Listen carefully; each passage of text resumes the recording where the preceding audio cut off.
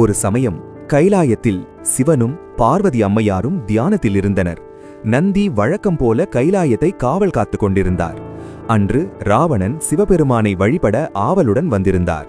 தியானத்திலிருந்த சிவபெருமானை இப்போது பார்க்க முடியாது என ராவணனை நந்தி தடுத்து நிறுத்தினார்.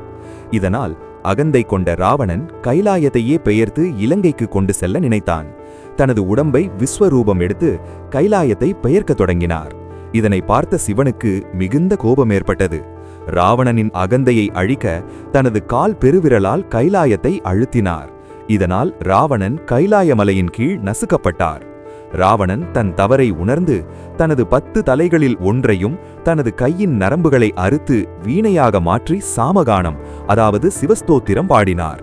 ராவணனின் பக்திக்கு மகிழ்ந்து ராவணனை சிவபெருமான் மன்னித்து சந்திரஹாசம் எனும் தனது வாளை பரிசாக வழங்கினார். மகிழ்ச்சியோடு இராவணன் இலங்கை வந்தார்.